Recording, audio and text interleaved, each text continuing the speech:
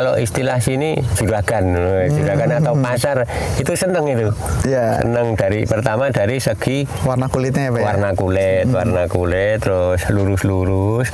Terus yang kedua itu daunnya itu nggak begitu lebat. Sambil saya eksperimen, oh ternyata timun bagus ini bisa kayak ini.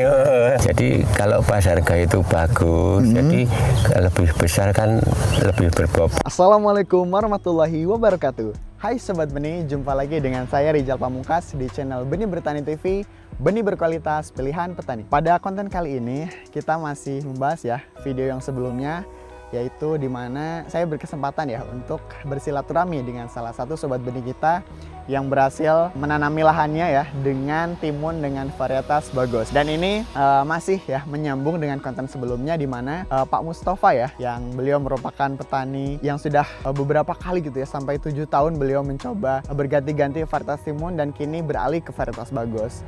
Nah, tentu sobat benih semua penasaran ya, kira-kira kelanjutan dari proses budidayanya, kemudian pengalaman yang beliau alami itu seperti apa saja. Langsung saja kita masuk ke sesi pembahasan berikut ini.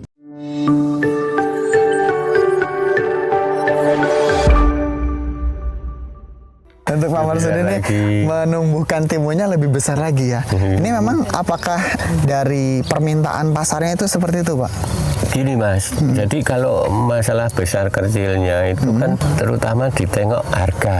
Harga. Jadi kalau pas harga itu bagus, jadi lebih besar kan lebih berbobot. Ya, lebih baik ya Pak ya. Itu pasar seneng juga.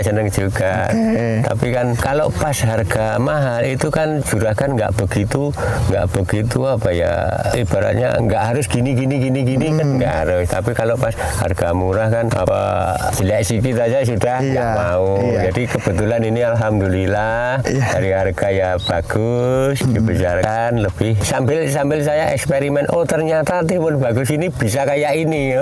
Jadi sama eksperimen gitu. Pak Marsudi memang menganalisis dulu ya Pak ya. Iya.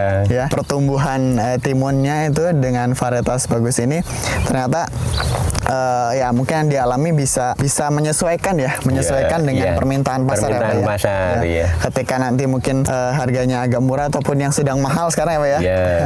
Harganya cukup tinggi nih, memang ya permintaannya tidak banyak request lah dari para tengkulak ya. Jadi memang sekalian saja dibesarkan ya Pak ya.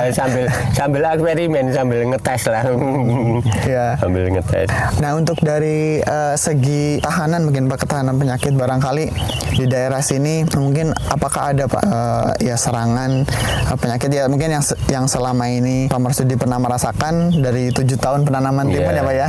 Itu kira-kira yang biasanya sering tuh menyerang di tanaman timun itu apa Pak penyakitnya Pak? Gini, kalau masalah penyakit pada timun, tapi dari pengalaman yang pernah saya alami itu ada bedanya Mas. Jadi itu hama pada tanaman timun di musim hujan sama musim kemarau itu nanti beda. Itu berdasar apa yang pernah saya alami. Jadi kalau musim penghujan itu lebih banyak ke jamur. Jamur ya Pak ya? Jamur iya. Lebih banyak ke jamur. Makanya kalau musim penghujan disarankan lebih jaraknya lebih lapang, lebih panjang karena kebanyakan kena jamur. Tapi kalau di musim kemarau itu nanti banyak yang di kutu-kutuan. Banyak yang di kutu-kutuan. Itu berdasar apa yang pernah saya alami gitu Mas ya. Jadi memang dari apa ya, pengalaman ya, suka duka yang dialami oleh Pak Marsudi ini memang tadi ketika perbedaan musim ya Pak ya, berbeda juga ya serangannya ya. Serangannya berbeda. Ketika tadi yang kemarau mungkin seperti hama ya Pak ya, yang sering muncul ya Pak ya. Kutu-kutuan tadi Pak. Sedangkan ketika musim hujan itu kebanyakan dari jamur ya Pak ya. Jamur. Kalau jamur itu di bagian mana Pak yang menyerang Pak? Kalau di timun jamur itu nyerangnya di daun. Daun ya Pak ya. Di daun. menyerangnya di daun. Ya, jadi memang ada ya beberapa bagian tanaman yang mungkin terserang gitu ya Pak ya. Iya. Untuk hadapi tantangannya ya, salah satunya memang resiko ya bagi para petani, memang itu untuk serangan hama penyakit itu menjadi tantangan ya Pak ya. Dan untuk varietas yang sekarang Pak, untuk varietas bagus ini kira-kira seperti apa Pak terhadap serangan hama penyakit Pak? Nah, gini Mas, ini tanaman saya yang sekarang ini belum pernah masuk, belum ada penyemprotan. Oke. Belum ada penyemprotan, jadi sama sekali ya Pak ya? Sama sekali. Mungkin kalau sudah petik pertama atau kedua mungkin baru saya masukkan insek terutama untuk apa itu lalat buah. Iya. Lalat buah. Sebetulnya ini kemarin harus sudah masuk, tapi ternyata kok aman gitu. Jadi kalau sudah aman ya udah nggak usah pakai. Oke. Gitu. Jadi memang sobat benih semua ya, biasanya mungkin Pak Marsudi melihat kondisi iya. tanamannya ketika membutuhkan ya. Salah satunya ya tadi penyemprotan atau mungkin ya pencegahan ya Pak ya. Pencegahan supaya tidak terserang. Tetapi ketika melihat pertumbuhan ya varietas bagus ini ternyata aman-aman saja Pak. Aman-aman saja ya. Jadi tidak perlu dilakukan penyemprotan ya Pak ya. Perlu. Oke. Baik, berarti bisa dibilang ini dari perawatannya ini cukup sederhana ya Pak ya. Sederhana sekali ya Pak ya. Dari segi pupuk, dari perawatan ini sederhana. Oke. Ini memang menjadi salah satu keunggulan ya bagi yang dirasakan ya oleh Pak Marsudi sendiri, terutama para petani nih ya. Iya. Biasanya para petani yang mungkin ingin mencoba ya menanam timun. Nah, ini bisa menjadi rekomendasi gitu ya. Salah satunya karena memang keunggulan yang dimiliki oleh timun dengan varietas bagus ini. Barangkali Pak ada suka dukanya tidak Pak selama 7 tahun ini menanami timun? Ya gini, kalau boleh saya mau cerita. Boleh, cerita ngapa kok Pak Marsudi nanam timun. Nanti ada sukanya gini, dukanya gini. Jadi sejarahnya saya dulu memang petani nanam padi sama jagung. Oke. Nanam padi sama jagung, terus bertambahnya umur, nggak tambah kuat, tambah lemah. Terus kebetulan waktu itu anak saya harus kuliah, sementara saya nggak punya kerjaan, cuman bertani. Ya berpikir kalau anak saya kuliah, saya bertani. Padahal kuliah kan biayanya gitu. Juga. Terus saya berpikir saya harus bagaimana, saya harus nanam apa. Kalau nanam padi jagung kan 4 bulan, sementara butuhnya duit nggak 4 bulan tiap minggu. Jadi saya berpikir saya harus bagaimana, saya harus nanam apa biar bisa mencukupi. Kebetulan saya pertama uji coba langsung ke timun. Terus alhamdulillah itu pas bisa ketemu harga, tanamannya bagus. Jadi terus sampai sekarang saya nggak ninggalkan timun. Saya nggak ninggalkan timun karena apa? Yang Maha Kuasa ngasih rezeki saya, ngasih rezeki anak saya untuk kuliah, untuk nyukupi lewat tanaman timun. Luar biasa sekali. Iya, terus ada ya semua itu ada suka dukanya.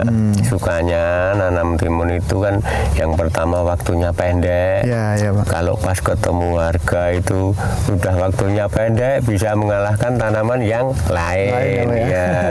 Terus dukanya itu lebih banyak tantangannya memang di waktu hujan.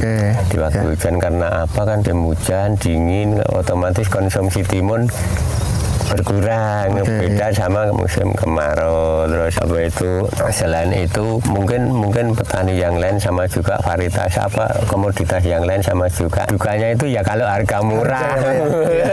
Jadi penjualan kalau harga murah meskipun itu sudah termasuk memang resikonya.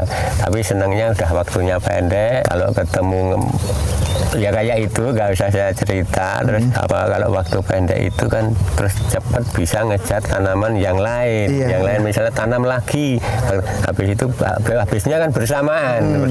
Jadi betul, Pak. Udah umur sekian dirombak total tanam lagi. Ya saya rasakan kayak itu Mas.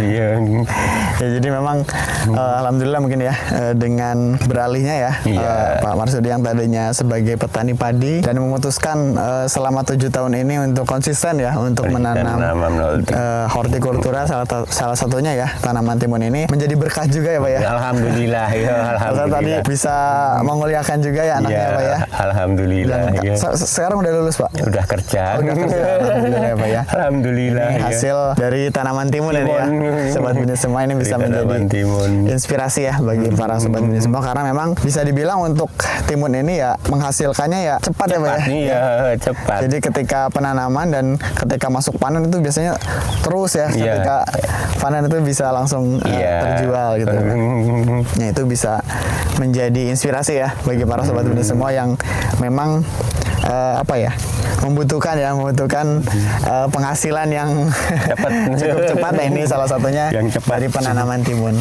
Nah, sebelum mengakhiri sesi wawancara Pak, barangkali ada kesan ataupun pesan yang ingin disampaikan kepada Sobat Bini semua Pak, monggo. Ya, untuk petani-petani yang lain, terutama untuk anak-anak muda.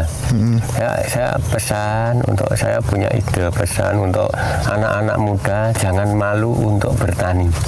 Jangan malu untuk bertani, terutama petani holti. Itu sangat menyenangkan, menjanjikan, menyenangkan, menjanjikan. Jadi saya ajak, ayo anak-anak muda, petani muda, jangan malu untuk bertani. Jangan gengsi ya Pak? Jangan gengsi, jangan malu. Ternyata petani itu selain menyenangkan, itu nggak kalah sama yang lain. Tapi bukan saya sombong, tapi memang yang saya alami. Makanya saya ngajak, ayo anak-anak muda, kita bertani. Kita bertani, jangan malu, jangan gengsi untuk bertani. Iya. Karena selagi manusia masih membutuhkan makanan ya, pasti pertanian akan selalu dibutuhkan ya Pak ya. Iya. Betul ya, tadi yang disampaikan oleh Pak Marsudi, memang tidak boleh gengsi ya, terutama para petani muda, dan memang untuk jenis ya tanaman hortikultura ini memang menjanjikan ya Pak ya. Menjanjikan sekali ya Pak ya. Dari segi hasilnya, dan memang seringkali permintaan konsumen itu salah satunya dari hasil tanaman hortikultura ini Pak ya. Baik, terima kasih Pak Marsudi untuk waktunya. Sama-sama. Semoga ini bisa menjadi inspirasi dan juga motivasi juga ya kepada para Sobat Benih semua. Yang memang sedang bingung ataupun mungkin ingin mencari inspirasi gitu ya. Nah, ini bisa ya, salah satunya kisah suka duka yang dialami oleh Pak Marsudi sendiri. Ini semoga saja konten ini bermanfaat ya Sobat Benih semua, dan jika bermanfaat jangan lupa tinggalkan like, kemudian komen, dan juga subscribe ya channel Benih Bertani TV untuk konten-konten menarik selanjutnya. Saya Rijal Pamungkas dan Pak Marsudi pamit undur diri. Terima kasih. Wassalamualaikum warahmatullahi wabarakatuh.